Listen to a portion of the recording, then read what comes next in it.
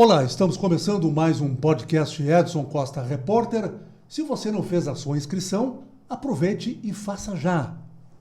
No canal do YouTube, você tem acesso a conteúdos exclusivos, análises também exclusivas. E aproveite para nos seguir nas redes sociais. No Instagram, procure Jornalista Edson Costa Oficial. Tivemos, nesta semana, uma notícia de repercussão mundial, com a escolha do sucessor do Papa Francisco. Pela primeira vez, temos um Papa norte-americano. A repercussão disto não poderia ser em melhor estilo do que com a presença hoje aqui, o que para nós é uma grande satisfação, do vigário paroquial da Igreja Bonfim, José Francisco Giriboni Cardoso. Isso. Mas Padre Giriboni diz tudo, né? Porque o tudo. nome, muitas vezes, as pessoas não gravam, né? Exatamente. Tudo bem, Padre? Tudo bem, Edson. É uma alegria estar contigo aqui. E todo esse empreendimento, esse sucesso que tu está tendo aqui, fico muito feliz, porque a gente já tem uma amizade de longos anos, né? Me lembro ainda das festas de Santa Rita, que sempre tu me chamava, a gente comentava. Muitos eventos, né, que a gente participou, Teatro de Santa Terezinha, alguns anos lá no Carmo. Então, para mim é uma alegria estar aqui para ajudar, né, naquilo que for preciso, né? Claro. Bom, para começo de conversa, como o senhor é Deus, nós vamos nos chamar de tu. É tu para lá e tu para cá. Tá Quantos anos tu estás hoje, Padre? Eu tenho 60 anos e 18 de setembro eu faço 61. Bom, então eu sou de 15 de setembro, tu és de 18 de setembro e o Papa é de 14 de setembro, só setembro. Olha só que beleza. Quem nasce em setembro, além de setembrino, é o quê? Para nós aqui é na primavera, para eles lá é outono. É diferente, né? Exato, Não, é uma alegria, né, tudo isso que aconteceu. Eu digo assim, né, Edson, até essa eleição do Papa Leão XIV serviu para uma reflexão pessoal, acho que para todos nós, né, mas a gente que faz parte do clero, talvez mais ainda, né, para ver como o Espírito Santo não abandona a igreja, né. A gente vê o Papa Francisco, ele cumpriu com a missão dele dentro do período histórico que ele viveu, né?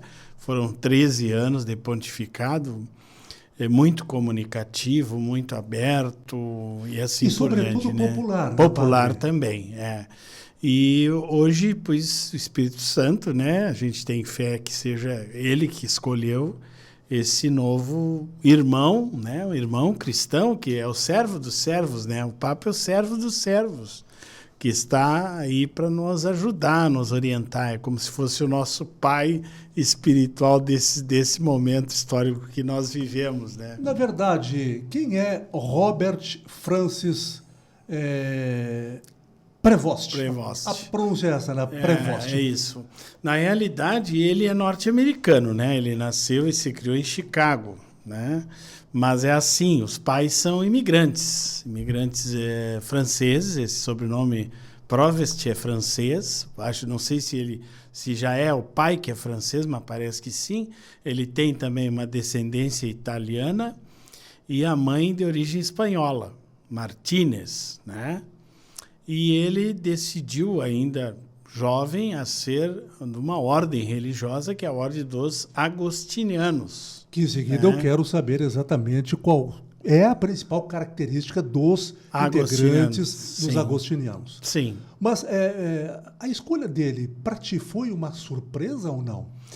Eu vi o nome dele algumas vezes naquilo que a gente diz, comentários, né, que como fazem, uma espécie de ranking. Né? Exatamente. O nome dele estava mais ou menos colocado por causa da atividade dele na Sagrada Congregação dos Bispos, né? Que é realmente, hoje chamam de dicastério, né? Que é uma função muito importante. O que é interessante é o seguinte, ele tinha poucos anos de bispo no Peru. 10 anos mais ou menos, não? Não, ainda não tinha 10 anos. Ainda não tinha 10 anos. Aí o Papa Francisco chamou ele para essa missão importantíssima lá no Vaticano, né? Se não me engano, em 2023 ele foi chamado. E lá, então, ele estava exercendo essa função, se tornou cardeal, porque por ser tão importante esse cargo nesse dicastério, né? Então ele se tornou cardeal. E trabalhava dentro, muito pessoal com o Papa, porque esse trabalho dos bispos aí, da escolha dos bispos, eles têm que ter muitas reuniões, não saberia te dizer qual era a frequência dessas reuniões, mas realmente eles tinham muito contato um com o outro, né? O mistério está na escolha do Papa, desse bispo que era meio anônimo lá no interior do Peru. Isso que eu acho mais misterioso. Onde ele teve uma atuação muito marcante durante alguns anos. Foi missionário, ele era missionário na ordem dele, depois ele se tornou geral da ordem, quer dizer, ele tinha um cargo de comando no mundo inteiro, né, da ordem dos agostinianos, e depois ele se torna bispo e vai para esse lugar onde ele era missionário. Lá que ele se torna bispo. Na verdade, ele era um pastor de duas pátrias, né? Exatamente, sim, sim. A gente pode dizer que o ministério episcopal dele aconteceu mesmo no Peru, né? Embora a formação dele foi nos Estados Unidos, depois ele foi a Roma estudar no Instituto Afonciano, né? E agora não tenho bem certeza, uma dessas faculdades importantes de Roma, né? Ele estudou. E lá ele se formou no direito canônico, né, que é um cargo também, um conhecimento muito importante para os bispos. E depois de algum tempo, né, não foi assim de imediato, ele foi nomeado bispo e logo então o Papa Francisco chama ele para ficar nessa função importantíssima lá em Roma, né? Na tua visão, padre, a principal característica do novo Papa no que diz respeito à questão social, como é que pode ser vista essa característica? Bom, uma pessoa sempre é diferente da outra, não, né? Claro, não existe copia e cola. Não existe. Nós não podemos pensar que vamos ter um novo Papa Francisco, porque não é assim. Mas ele, até nas enchentes lá do Peru, existem vídeos na internet, ele era solidário, entrava na água, distribuía alimentos para as pessoas, né? Muito solidário. E andava a cavalo naqueles rincões lá do Peru, né, onde não existe acesso para automóveis, né? Aliás, ele ia fazer celebrações a cavalo. A cavalo, né? Então, imagina, ele tem realmente uma larga experiência nesse sentido. Eu diria assim, pelo que eu percebi, ele é mais reservado, não é como o Papa Francisco, que ele chegava e já se comunicava e tal. Ele é um pouco mais reservado, mas é uma pessoa muito humilde, muito acessível e, assim, de uma inteligência muito grande, né? Tem muita facilidade de ler o ambiente com rapidez. Mas ele teria um traço mais conservador em relação ao Papa Francisco, ou não? Eu diria assim, ele é mais moderado, ele seria mais moderado, eu não chamaria ele de conservador, porque essas linhas que se dizem, né, dentro da igreja são muito relativas, porque às vezes um papa que é conhecido como conservador, ele toma as atitudes mais modernas e liberais possíveis, né? Por exemplo, o Papa João Paulo II, ele era tido como um papa conservador, mas ele foi para Assis e chamou todos os principais líderes das outras religiões e lá ele fez uma oração pedindo a paz. Isso até foi escândalo para muitos cardeais na época, né? Porque eles achavam que ele não poderia fazer isso. Então, eu diria assim, ele é uma pessoa mais moderada, não é um conservador, assim, ele gosta, eu acho, da questão da liturgia, ele deve ter, assim, muita experiência também nessa área aí. Bom, agora sim, a formação na ordem dos agostinianos. Ele tende a enveredar um pouco mais pela contemplação e pela atenção na obra missionária? Na realidade é o seguinte, a ordem dos agostinianos ela é muito antiga. Martinho Lutero era agostiniano, né? Ela não vem direto de Santo Agostinho, ela foi fundada depois, né? por alguns monges que decidiram, então, seguir um estilo de vida, mas mendicante, não com mosteiro, que nem os beneditinos, né? Então, eles são missionários, eles são estudiosos da palavra de Deus, eles têm o Santo Agostinho como grande mestre, né? A gente viu que o Papa citou algumas vezes Santo Agostinho. A nossa Santa Rita, que nós temos grande devoção, é da mesma ordem, né? Só que é da parte do ramo feminino, né? E eles estão no mundo inteiro, uma organização mundial. Então, vamos dizer, é difícil da gente dizer, eles são assim, o assado, mesmo que os carmelitas, os franciscanos, é difícil da gente fazer uma radiografia de toda a ordem, né? Mas eu diria assim que são grandes estudiosos. Nós tivemos um bispo muito importante aqui no Brasil, Dom Ascona, né? Que faleceu há pouco tempo, e ele foi bispo na ilha de Marajó, para tu ter ideia. Então é interessante a gente fazer uma associação, né? Lá na ilha de Marajó ele cuidava muito das pessoas pobres, que é um lugar muito desprovido também, né? Lá nessa região. E ele era apaixonado, tanto que ele morre ali. Ele morreu na ilha de Marajó como bispo emérito, né? E ele era da mesma ordem do nosso atual Papa. Bom, aí eu quero estabelecer uma conexão, porque tu tens uma ligação muito íntima, muito próxima da Ordem Carmelita Descalça. Então eu queria que tu falasse um pouquinho sobre isso e qual é a correlação que pode existir do ponto de vista do comportamento perante as mazelas do mundo do novo Papa em relação à assistência aos pobres e gerando exemplo de seriedade, de sobriedade, de olhar por aqueles que pouco ou nada têm.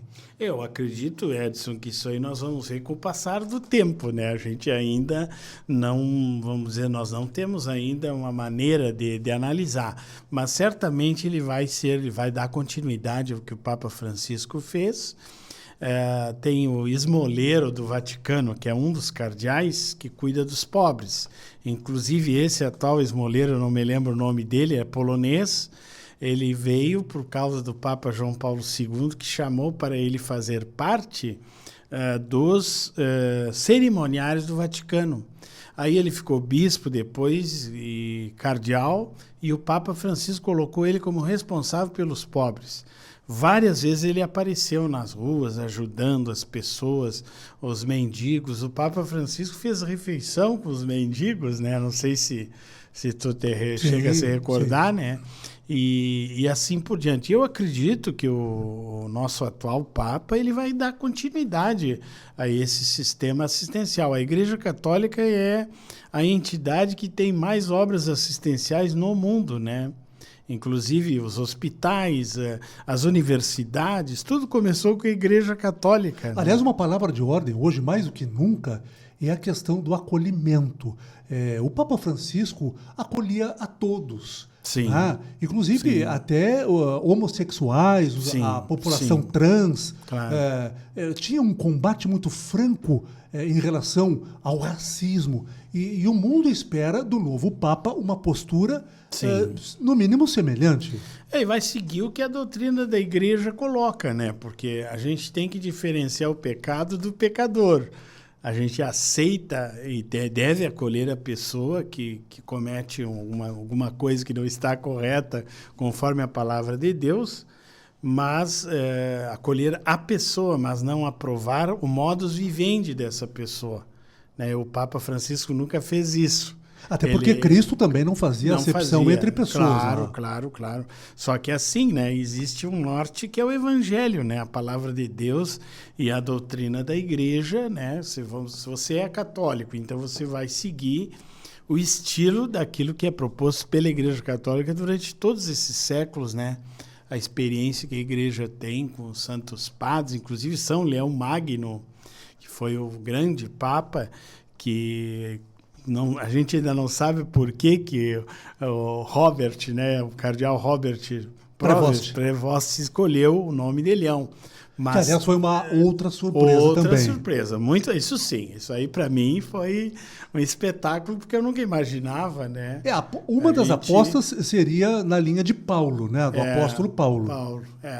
Houve uma quebra total daquilo que a gente esperava. O Papa Bento XVI, a gente via que os cardeais estavam querendo realmente que ele fosse Papa, né? Ele escolheu o nome de Bento pela influência que São Bento teve em toda a Europa, na cultura, na parte de toda a Europa. Então, ele queria uma reunificação da Europa na questão cultural e religiosa, por isso ele escolheu o nome de Bento. O Papa Francisco, por influência do cardeal brasileiro, né, que já morreu, Dom Cláudio Rumes, sugeriu a ele que escolhesse o nome de Francisco, embora ele sendo jesuíta, ele é o primeiro jesuíta que ficou papa. Provavelmente não vamos ter outro, porque é muito difícil que o jesuíta fique bispo, né? Só por obediência ao papa. E ele escolhe o nome de Francisco. Bom, aí eu preciso fazer uma pergunta. Por exemplo, Pedro foi um dos primeiros discípulos chamados por Jesus. E na história do Vaticano, Pedro nunca foi um vanguardista. Por que o nome de Pedro, afinal de contas, historicamente não foi lembrado por um papa? Eles têm uma tradição de que não se põe o nome de Pedro. Isso é uma tradição já muito antiga dentro da igreja. Isso é errado? Tem pessoas que dizem assim, que se botar o nome de Pedro, o mundo vai se acabar. Pois né? Tem uma crendice. Mas não nenhum, uma bobagem.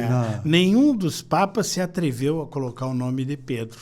Não, nenhum deles, historicamente. Mas Pedro foi muito importante. Ele foi o primeiro de todos, Exato. né? Exato. E ele morreu crucificado no Monte Vaticano, né? De cabeça para baixo. É muito interessante a questão de Roma. Eu estou lendo o livro do Flávio Joséfos, né? E a gente vê como Roma foi importante para a história antiga. E é interessante que tanto Pedro como Paulo, por obra de Deus mesmo, eles acabam em Roma, que era vamos dizer assim, o mega sistema da época, né? Em todos os sentidos. E isso também isso tem uma relação com a universalidade da igreja, né? Quando eles, então, morreram na época dos imperadores, Nero, foi quando Pedro foi crucificado, eu acho que também o Paulo, e depois teve 300 anos de perseguição até que surgiu o imperador Constantino, então, que, por influência da mãe e de uma visão que ele teve no Vale do Rio do Pó, então ele se torna cristão. Bom, na verdade não se pode fugir nesse contexto, não é, Padre Giriboni, da questão política internacional. Sim. Na verdade, que tipo de relação se espera que politicamente, como chefe de Estado também, claro, o Papa tenha, levando-se em conta que recentemente se estabeleceu no governo norte-americano um nome polêmico que é Donald Trump. Sim. O que se espera da relação entre ambos? Olha, eu acredito que ele tenha um arsenal de experiência, né? Provavelmente, inclusive é uma coisa interessante, eles tiveram, me parece que 15 reuniões preparatórias do conclave. É muito importante isso aí, foi uma bola acertada que o Papa João Paulo fez. Porque antes o que acontecia? Os cardeais iam para o conclave e lá era discussão, qual é que vai ser o melhor, o mundo está assim. Não, então você veja, o Papa morreu, se fez o sepultamento dele e começou as reuniões preliminares. Nessas reuniões preliminares foi estudado os principais problemas do mundo. Sem dúvida alguma, Donald Trump deve ter entrado também, ou como a China. Porque ele é um problema. Então, aí o que acontece? Eles estavam conscientes disso e pensaram num perfil de um Papa que tivesse condições também de se comunicar com essa... O pessoal chama muito de polarização, né? Que a gente está vivendo no mundo de hoje, né? Então, acredito que é isso. Ele é um grande Ele tem muita calma, assim, eu acredito, né? Eu não tenho, assim, muito parecer dele, mas eu percebi que ele é um tipo menos falante do que Francisco, mas mais eficaz. Padre Geriboni, tu viste ontem quando saiu a fumaça branca, depois quando ele foi apresentado, já temos um Papa. Sim. O semblante daquele povo não parecia com a euforia que seria de se esperar. Isso é porque se tratava de uma escolha de um norte-americano, porque foi surpresa, ou porque se estava em Roma e a Itália pretenderia voltar a assumir o comando da Igreja Católica no mundo? O Papa Francisco escolheu um número grande de cardeais de vários extremos, né? Até da Oceania não existia na época. Foi um grande renovador. Então aí, vamos dizer, realmente um universo muito grande. Heterogêneo. Eu vi muitas pessoas felizes, realmente. Eu não percebi ninguém assim pessimista, muito pelo contrário. Eu achei assim que o pessoal estava feliz, vi crianças chorando, felizes, né? Agora nós temos que rezar por ele, né? Rezar por ele, pelo seu ministério. E claro que a situação no mundo de hoje é muito complexa. Nós estamos perigando uma terceira guerra mundial, né? E o Papa teria, nesse contexto, uma importância fundamental. Tem uma importância fundamental. E é uma situação bastante complexa que nós estamos vivendo. E na igreja também existem muitas posições que precisam ser unidas novamente. Quando tu falava dos conservadores, dos liberais, né? Nós temos que seguir o Evangelho, né? O que o Evangelho nos diz? Qual é a posição de Cristo no meio de tudo isso? A acolhida é muito importante, né? E nós mesmos trabalhamos com os dependentes químicos e eu vejo que esse trabalho é um grande desafio no mundo moderno que a gente vive, né? Bom, eu gostaria de chamar aqui para a nossa mesa a jovem Juliana Kist, que é natural de Arroio do Meio. Arroio do Meio. A cidade do Padre Décio, que todo mundo conheceu. Padre querido, Padre Décio Reinach. Reinach, exatamente. Aliás, ali nos anos 80, 90, quando não se tinha tanta liberdade, eu entrevistava muito o Padre Décio. E volta e meia me deixava num aperto, assim, porque a linguagem dele era muito direta para a época. Né? Exatamente. Algumas palavras um pouco diferenciadas, mas davam um ibope sensacional. E ele falava com o coração. Tinha uma grande experiência, né? Sim. Juliana, que idade tens? Tudo bem? Tudo bem. Tudo legal. 27 anos. 27 anos. Natural de Arroio do Meio. Nasci em Lajeado, cidade do lado ali. Bem ao lado ali, né? Morei basicamente a vida inteira em Arroio do Meio mesmo. Puxa vida. Na obra missionária, qual é o teu papel?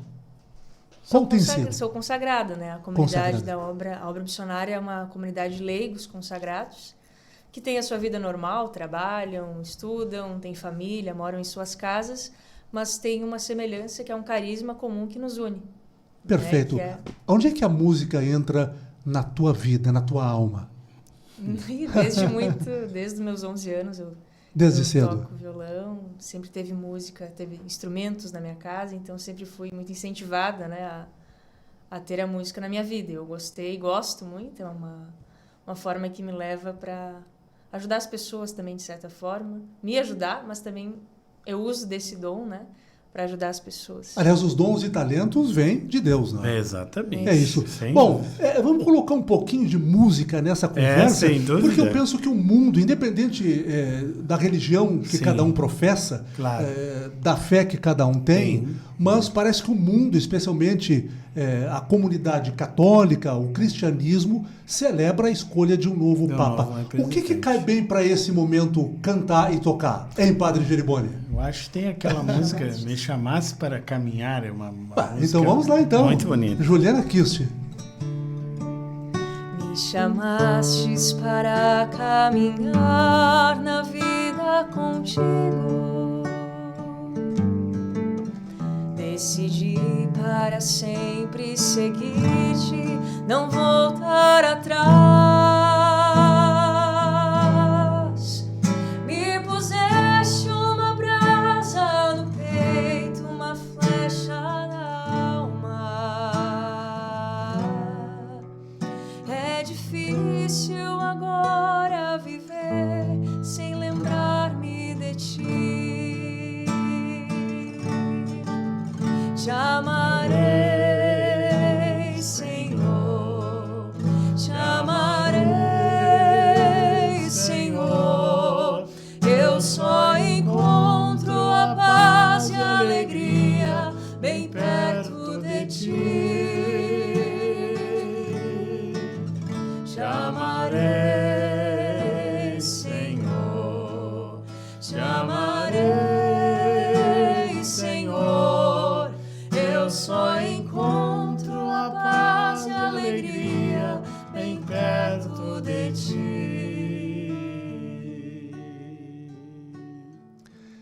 É uma coisa que toca na alma de cada um, né? Exatamente. Tu cantas também há bastante tempo, né? Sim. O que representa o momento de comunhão onde a música se faz presente?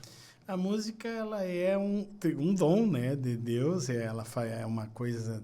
A arte, ela comove, ela muda o coração, né? A música é capaz de te transportar para o teu passado, para o presente e até para o futuro, né? E a pessoa que consegue se expressar através do canto, da poesia, ela consegue ter menos ansiedade, né? Porque o mundo de hoje é um mundo da ansiedade, né? As pessoas estão... Eu mesmo trabalho com pessoas com problemas muito sérios, né? Depressão, ansiedade, assim por diante. E a música sempre é uma alegria, né? Nos faz muito bem. Como é que está a tua saúde? Eu lembro que em 2012, se não me falha a memória, tu tiveste um perrengue forte. Passaste por uma cirurgia? Passei por três cirurgias. 3 intervenções, mas agora eu sou diabético, né? Do tipo 1, tenho tratamento contínuo, mas eu estou muito bem, assim, eu me sinto bem, eu procuro vencer a doença com otimismo e oferecimento. Porque se a gente começa a pensar muito nas nossas limitações, a gente se entrega rápido, né? Então a gente tem que ir superando as coisas que surgem assim por diante, né? Um pouquinho da obra missionária Virgem do Carmo Peregrina. Olha, foi uma coisa que eu não esperava na minha vida. Eu era fundada por ti, né? Exatamente. No ano de...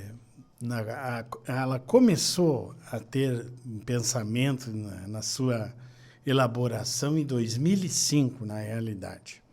Mas ela foi efetivada em 10 de janeiro de 2007. E foram muitos fatos que nos levaram à fundação dessa comunidade. Um deles, a questão mesmo dos pobres, de ajudar mais as pessoas, estar mais próximo daqueles que precisam de nós. E aconteceu uma decisão. Eu não poderia continuar mais como carmelita devido a toda a estrutura que essa nova obra, vamos dizer assim, essa nova graça nos pedia, né? Eu e outros fundadores, né? E a gente iniciou, né? E temos pessoas em Cachoeira do Sul, em Farroupilha, em outras cidades que fazem parte desse nosso carisma, né? Que é a oração, né? Nós temos a oração de manhã, a oração matutina, e o dia que nós trabalhamos com aquilo que Deus nos pede, nos reserva. E uma outra questão da ordem do dia é como é que tu divides o teu tempo? Tu tens essa obra, tu tens ali o Bonfim, tu tens o Esquadrão da Vida, uma passagem pela Igreja do Carmo, a Catedral de São Pedro. Continuas atuando excepcionalmente? Exatamente, quando me solicitam, né? Aí eu participo. O meu dia, mais ou menos, eu me acordo às 4h30 da manhã, faço a oração, Às vezes eu celebro a missa em casa mesmo, lá na obra. Depois eu faço estudo pessoal, porque é muito importante, né? Aí, depois desse estudo pessoal, a gente toma um café, né? E dali eu tenho uma web rádio, né? Uma web rádio católica peregrina, né? Que a gente se comunica com as pessoas, né? Como é que ela pode ser sintonizada? Fica à vontade. Pode, é a Web Rádio Católica Peregrina, né? Quem quiser aí, dá para... só para colocar isso, você vai conseguir escutar ela. Então, eu tenho uma programação ao vivo todos os dias, né? Durante a semana, e à tarde eu faço os atendimentos normalmente. Eu sou atualmente o exorcista da diocese, né? Pois é, eu quero entrar nisso aí, porque eu andei fazendo uma pesquisa. Sim. E existe uma associação internacional Isso. dos exorcistas. Essa associação, ela tem aqui no Rio Grande do Sul o padre Giribone, eu acho que Porto Alegre, não sei se tem alguém atualmente. Eu não sei se tem alguém parece que estava acéfalo. Né? O que faz o padre exorcista? Bom, eu levei uma surpresa muito grande porque eu fui nomeado a ferro, né, por Dom Ricardo Herpes, nosso que bispo, hoje ocupa um cargo extraordinário na CNBB, é o secretário-geral, acho. Né? Ele me chamou, ele fez uma pesquisa entre o clero lá, quem é que poderia assumir essa missão, né? E ele me pediu, mas solicitou, assim, praticamente obrigando, né, que eu assumisse quase uma intimação. Esse ministério, E eu tinha algum conhecimento, né, sobre essa área, mas aí eu entrei na associação essa internacional indo para o Rio de Janeiro num curso, né, onde então tu recebe um cadastro, tu fica fazendo parte dessa associação internacional e com informações, com formação, uma série de coisas, né? E foi o Papa Francisco que pediu que cada diocese tivesse um exorcista nomeado. Eu acho que a diocese de Frederico Westphalen tem 2 que são nomeados no norte do nosso estado. E a nossa função é interceder pela diocese, rezar pela igreja e discernimento das pessoas com problemas espirituais, né? Se alguém estiver possuído, tu estás preparado para tirar esse problema da pessoa? Pelo ministério que nós temos, sim. Já tive alguns casos aqui em Rio Grande. Sim, alguns casos que existe um rito da igreja, né, para se fazer o exorcismo. E esse rito, então, só pode ser feito pelo bispo ou pelo padre que é autorizado, no caso, né? Agora, até você chegar nisso, existe um processo. A gente tem psicólogos que são associados ao nosso trabalho, temos algum psiquiatra também. Um trabalho em rede. Exato, para poder saber se existem características do processo, né? Tem características específicas que a gente pode fazer testes e saber que a força que está na pessoa é uma força sobrenatural, né? É uma força do mal. Do mal, exatamente. Aliás, no seu pronunciamento, quando foi apresentado ao mundo, o Papa falou exatamente no bem sempre vencer o mal. O mal, exatamente. Na realidade, só existe o bem. O mal é uma ausência do bem. O mal é uma ausência do bem. O sumo bem é Deus. Aqueles que se usam errado a liberdade e se afastam do sumo bem estão na ausência do bem, então estão no mal, né? Agora, os anjos maus, que tomaram uma decisão revolucionária, vamos dizer assim, por causa de Lúcifer, né? Eles estão liberados para nos tentar e fazer o mal, ajudar a fazer o mal àquelas pessoas que, infelizmente, incautos, né, que se deixam levar por eles, né? O demônio existe e onde ele está? O demônio existe, ele é um espírito, é um anjo que tem o poder dos anjos, mas ele é um anjo mau que não vê a glória de Deus.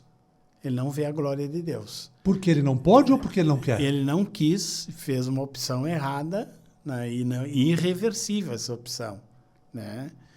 E aí existem várias manifestações que podem acontecer, né, de várias formas, né? Aí a gente precisaria muito tempo para colocar, né? Mas em linhas gerais? Em linhas gerais, uma pessoa que está possessa, ela fala outras línguas, né? Línguas do passado, pode ser uma língua do Egito. Línguas mortas? Grego, sim. O latim, eles respondem se é possesso ou faz alguma, como é que eu vou dizer, uma reação, né? Teve um caso de um teste de uma pessoa de Pelotas que eu pedi para o senhor lá que estava rezando por essa moça que dissesse aquela frase bem tradicional nossa na igreja, Dominus vobiscum, o Senhor esteja convosco, para ver qual seria a reação. E realmente, quando ele disse isso para essa pessoa, foi a pior reação possível, né? Então, se uma pessoa que não conhece latim, se ela estivesse normal, ela não iria saber o que foi dito, né? Depois tem as forças extraordinárias que o demônio tem. O demônio pode vomitar fetos humanos, correntes, todo tipo de coisa. Porque os anjos, eles desmaterializam e materializam as coisas. Temos uma história muito interessante aqui em Rio Grande. Aqui em Rio Grande? Sim, em relação à imagem de Nossa Senhora de Fátima, que está no Bonfim. Segundo os relatos das pessoas que o nosso grande conhecido aqui, o seu José Estima, né? Ele encomendou uma imagem de Nossa Senhora de Fátima, de Portugal, logo que começaram a surgir as aparições. Aliás, a primeira aparição é agora, dia 13 de maio, né? E aí, lá em Portugal, ele foi encomendado do grande artista lá que fazia em madeira essa imagem, e tinha problema para sair do Porto, a imagem, por ser uma obra portuguesa. E esse que tinha encomendado, ele enrolou a imagem num cobertor e jogou no navio para aquele que tinha encomendado. E ele pegou e trouxe até Rio Grande. Mas chegou em Rio Grande, a alfândega trancou a imagem. E o seu José Estima foi avisado disso e ficou muito triste, né, por esse fato aí, porque ele queria ter a imagem de Nossa Senhora de Fátima, né? Porque essa imagem ela era feita conforme Lúcia. Lúcia determinava, olha, eu vi Nossa Senhora, tinha um rosto assim, segundo a visão dela. Dela, né? E aconteceu, então, numa noite, depois de bastante tempo, apareceu um jovem com a imagem enrolada num cobertor e entregou, disse, aqui está o que lhe pertence, né? Então, eu acredito que teria sido um anjo que teria desmaterializado a imagem e entregado, então, para o seu José Estima. Essa imagem está na igreja do Bonfim, ali no lado esquerdo. Bom, a instituição da família, por que a família é tão atacada hoje em dia, Padre Jerimone? Quando a gente estuda tática de guerra, né? Se tu vai lá para a escola superior do Exército, tu vai ver que tu tem que saber quais são os pontos da fraqueza do teu inimigo, né? Ou os pontos mais importantes para serem atingidos. E o inimigo de Deus sabe que a família é o que nós temos de mais importante, né, Edson? Acho que nós somos frutos de uma família, né? Do pai, da mãe, dos irmãos, das pessoas que nós convivemos. E o demônio, ele é um antissocial por natureza. Ele não quer ver ninguém feliz. Então, existe uma perseguição em relação à instituição divina, que é o matrimônio, né?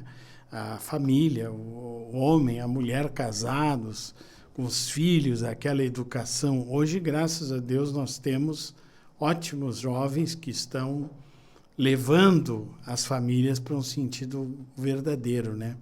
Mas existe na grande mídia, né, uma perseguição sistemática a família, né? Bom, aí eu quero entrar numa questão, já que estamos falando em família. Será que agora com um novo Papa, quem sabe uma nova visão na direção dos padres poderem constituir família, que é uma questão discutida através dos séculos. Por que padre não pode casar? E será que algum dia padre vai poder casar e ter a sua família? Eu uso uma frase de um grande teólogo que ele dizia assim, o celibato é uma conquista da igreja. né? No início não era assim, né? Todos, até os bispos, eram casados, os papas tinham família e tudo. É uma conquista na igreja pelo seguinte, porque o padre ele tem que estar à disposição da comunidade, né? Existem movimentos, né, em relação, vamos dizer assim, um homem já casado, que esteja com mais idade, que queira ser sacerdote, pudesse ser ordenado, também aqueles padres que se afastaram do ministério, mas que participam da comunidade, deles serem readmitidos ao ministério. Existe isso, inclusive, isso foi muito discutido no sínodo, né, dos bispos. Mas eu vejo assim que no momento que nós nos encontramos, a estrutura da igreja não é impossível que o padre tenha uma família assim como normal. Pelo menos um padre de início de caminhada é muito difícil, por causa da movimentação dele, né? Outra questão, as redes sociais hoje, elas dão voz a quem historicamente não tinha voz. Né? Concordas com isso? Sim, claro. Perfeito. Bom, a partir daí, os aspectos que fazem parte do cotidiano de uma sociedade, eles ganharam um outro viés, que é o da multiplicidade de manifestações. As redes sociais, até onde ajudam, por exemplo, na construção da política e da vida de uma sociedade? Aí é uma questão muito pessoal, né, Edson? Porque aí, por exemplo, aqueles que te seguem, eles têm um motivo para te seguirem, sabe que o teu trabalho é um trabalho sério e assim por diante. Eu tenho vários especialistas em vários assuntos que eu sigo, que eu gosto de ouvir eles, né? Então, você vai escolher... Hoje tu tem liberdade de escolha, eu acho, né? O que nós não tínhamos antes. Nós tínhamos a Rede Globo. Eu me criei com a TV Gaúcha desde que eu fui para o seminário. Canal 9? Eu era do tempo que a gente pegava a antena lá verdade. E mexia. E tinha que mudar no seletor. Exato. Então, hoje não. Hoje tu tem acesso muito rápido a tudo. Deu para ver que essa escolha do Papa aí foi muito comentada e existe o Vatican News hoje, que é uma coisa, um sucesso, né? Tudo ao vivo ali na hora, né? O pessoal está vendo. Mas é uma questão de seleção, eu acho, né? Nós tivemos há pouco aí essa cantora aí, a Lady Gaga, né? Que, bom, é uma questão pessoal, cada um vai considerar como quiser. Mas é uma questão de escolha, né? Você pode escolher uma boa música ou pode escolher um lixo de música, né? Depende da tua opção. Nós temos André Bocelli, nós temos grandes cantores, temos músicos maravilhosos, mas é uma questão de escolha pessoal. Mas existe o problema da grande mídia, que ela enfatiza talvez o lado mais grotesco da coisa, né? A gente viu o Didi lá dos Estados Unidos, né? Uma vergonha o que esse homem fazia. Era o maior cantor de hip hop, né, dos Estados Unidos. E deu o que deu, né? Então, acho que é uma questão assim da gente saber escolher. Eu sempre digo uma coisa, uma serpente, uma cobra, ela só vai te morder se tu não olhar para ela. Se tu não identificar que ela está perto de ti. Né? Então, por exemplo, se eu identifico o mal, eu não vou ali, não vou aceitar isso para mim, para minha família. Né? Perfeito. Tá bom? Bom, estamos já afunilando. Sim. Não posso deixar de perguntar para o padre Geriboni sobre política brasileira. Que show da Xuxa é esse aí? Nós estamos... eu vou te dizer sinceramente, para nós que vivemos uma outra época, né, é bem complicado. Nós estamos com um problema sério na questão dos 3 poderes aí, não existe concordância. E o maior problema do Brasil é o problema da educação infantil. Né? Na base. Na base. Para mim, por exemplo, as universidades, elas são importantes, mas não são tão importantes como a educação infantil. Né? Transmitir coisas boas para as crianças, valores, né? E que hoje a nossa... Bom, fui formado em Rosário do Sul até o 2º grau. Que, aliás, é a tua terra natal. Minha terra natal. o professor era uma pessoa de altíssimo respeito, jamais você trataria um professor de qualquer jeito. Não tinha isso, não existia isso. Hoje, à tarde, está falando com um professor de Santo Ângelo que ele está com um problema muito sério com os autistas. Ele não está conseguindo conciliar a turma normal com os autistas. Não é que os autistas tenham culpa disso, não, de forma alguma, mas nós precisamos encontrar umas formas de educação, não colocar tudo na mesma situação, entendeu? Aquele aluno que tem mais dificuldade, ele tem que ter uma certa formação diferente dos outros, né? E uma formação boa, né? Uma escola boa que ensine realmente. A gente vê, você é um repórter já, não sei quanto tempo já de profissão. 47. Sabe escrever, sabe ler, tem um português muito bom. Hoje nós temos aí pessoas que seriam de alto padrão, né? Que não sabem escrever, né? Não sabem diferenciar. Né? Nossa língua é uma língua muito rica. É muito importante que a gente conheça muito a nossa língua, né? Eu sou filho de professora de português, né? E eu acho que esse é o maior problema. Depois eu acho assim também, Edson, nós vamos ter que mudar muitas coisas no nosso país, a consciência do brasileiro, não querer só ganhar dinheiro. Eu acho que tem que trabalhar e produzir, uma produção, como é que eu vou dizer, média também, né? A gente vê o nosso estado do Rio Grande do Sul, uma diferença astronômica entre a região norte e a região sul. Mas lá... Desigualdade. Desigualdade. Por que acontece isso? Porque existe, tu dizia, a família, existe uma questão muito séria hoje, que é a disciplina, que é muito importante. Eu acredito muito na disciplina porque eu me considero uma pessoa disciplinada. Se eu não tivesse meu tempo de estudo, de oração, dificilmente eu iria perseverar na minha vocação, né? Então, acho que esses são valores que tem que passar para nós hoje. Eu sou totalmente contra o pluripartidarismo. Acho que tinha que voltar Arena e MDB de antigamente. Ou é Grêmio ou é Inter, e fim de papo, exato, né? Porque nós estamos perdendo muito dinheiro, muita energia com esse pluripartidarismo, e não tem sentido isso. Então, ter duas alternativas, enxugar a máquina, muito, eu acho, tem que enxugar em todos os sentidos, e fazer que as pessoas trabalhem com calma, com dedicação, e aí vai haver... Eu gosto muito da palavra crescimento sistemático. Não é aquela coisa, bum, explodiu, né? Não. Crescimento sistemático, vamos indo devagar. De maneira ordenada. Exatamente. Quero encerrar essa extraordinária conversa com o Frei Giriboni, trazendo de novo a Juliana Kist.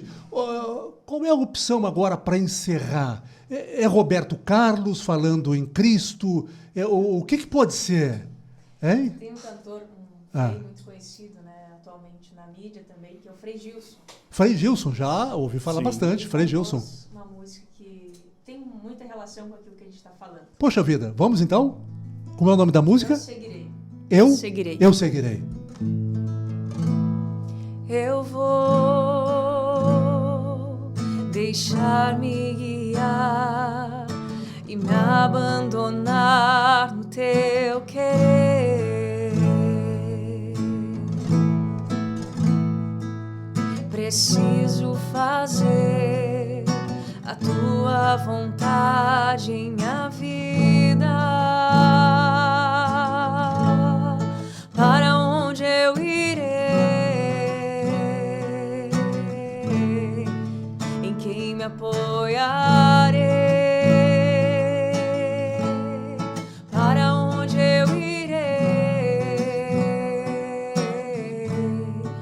Em quem me apoiarei? Eu seguirei,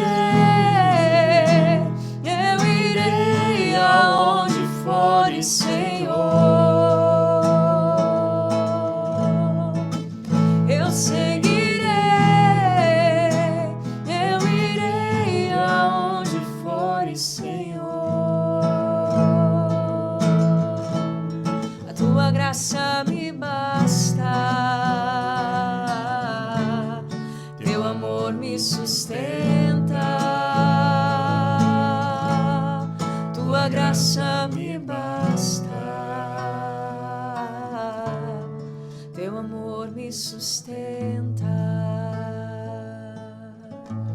Juliana Kist, muito obrigado pela tua presença aqui. Que colorido deste ao nosso espaço. Um abraço para ti. Obrigada. Frei Giriboni, prazer te ver. Estamos aí. Paz, saúde e alegrias. Alegria. Estamos à disposição quando precisar. Conte com as nossas orações também. Amém. Muito obrigado. Tenha muito sucesso nesse seu trabalho, que é um trabalho de altíssima responsabilidade também, né? Transmitir aquilo que é importante para a nossa comunidade, para a nossa sociedade. Muito obrigado. Um abraço. Bom, nós conversamos aqui com o Frei Giriboni, tivemos a presença da Juliana Kist. Este foi um podcast especial. Inscreva-se em nosso canal no YouTube e também aproveite para nos seguir nas redes sociais. Aqui tem jornalismo de qualidade.